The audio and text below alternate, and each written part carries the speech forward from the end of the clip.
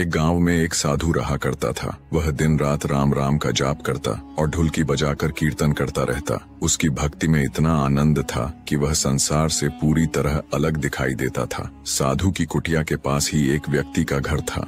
वह व्यक्ति साधु की ढोलकी और कीर्तन से बहुत परेशान रहता था। उसे नींद नहीं आती थी और वह चिड़चिड़ा हो गया था। एक दिन वह व्यक्ति गुस्से से भरकर साधु की कुटिया में पहुंच गया। उसने चिल्लाते हुए कहा, तुम दिन रात राम राम रटते रहते हो, तुम्हें कोई काम नहीं है क्या? हमें तो कमाने जाना पड़ता है, लेकिन तुम्हारी ढुलकी की आवाज से नींद नहीं आती। साधु शांत स्वर में बोला, भाई एक बार मेरे साथ बैठकर राम राम का जाप करके देखो, बहुत आनंद मिलेगा। वह व्यक्ति चिढ़ गया और बोला, राम राम जपने से पेट भर जाएगा क्या? क्या तुम्हारा राम मुझे रोटी खिलाएगा? साधु मुस्कुराया और बोला, मुझे तो राम जी की कृपा से रोज भोजन मिल जाता है। तुम भी एक बार सच्चे मन से भक्ति करके देखो, मुझे पूरा विश्वास है कि राम जी तुम्हें भी भोजन देंगे। उस व्यक्ति ने चुनौती दी, ठीक है, आज मैं तुम्हारे साथ राम राम का जाप करूंगा। अगर राम ने मुझे आज खाना खिला दिया तो जीवन भर राम की भक्ति करूंगा, लेकिन अगर नहीं तो तुम्हें ढोलकी बजाना बंद करना होगा। साधु ने स्वीकार किया और कहा, मैंने तो निष्काम भाव से राम की भक्ति की है, फिर भी तुम्हारी चुनौती स्वीकार है। वह व्यक्ति साधु के साथ बैठ गया और राम नाम का जाप करने लगा,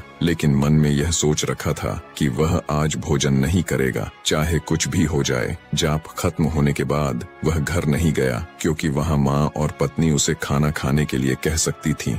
वह सीधा गांव के पास जंगल में चला गया और एक पेड़ पर चढ़कर बैठ गया। उसने निश्चय किया कि आज वह पेड़ से नीचे नहीं उतरेगा और अन्न का एक दाना भी नहीं खाएगा, ताकि साधु को गलत साबित कर सके। कुछ समय बाद उसी जंगल से बंजारों की एक टोली गुजरती है। जब उनको भूख लगी तो जंगल में आग जलाकर खाना बनाना शुरू कर देते हैं। खाना तैयार होता है, लेकिन तभी खबर मिलती है कि डाकू पास आ रहे हैं। डर के मारे बंजारे खाना वहीं छोड़कर चले जाते हैं। पेड़ पर बैठा वह व्यक्ति यह सब देख रहा था। कुछ समय बाद डाकू वहां आ पहुंचे।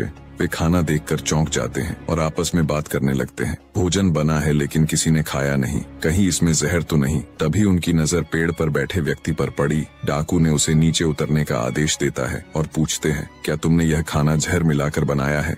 वह व्यक्ति डरकर सच्चाई बताता है कि यह खाना उसने नहीं बनाया, बंजारे बनाकर छोड़ गए हैं। लेकिन डाकू नहीं मानते। डाकू कहते हैं, अगर खाना ठीक है तो पहले तुम खाओ, नहीं तो समझो तुम्हारी आखिरी घड़ी आ गई है। डर के मारे और जान बचाने के लिए वह व्यक्ति उस भोजन को खा लेता है। खाते हुए उसकी आंखों से आंसू बह रहे थे। उसे साधु की बात याद आती है, राम तुम्हें भोजन देंगे। भोजन खाने के बाद डाकू उसे छोड़ देते हैं। अब उसे विश्वास हो गया कि यह सब भगवान राम की लीला थी। वह तुरंत साधु की कुटिया की ओर भागता है और उनके चरणों में गिरकर रोते हुए सारी घटना सुना देता है। अब उसे राम नाम में वही आनंद आने लगा जो साधु को आता था। जय श्री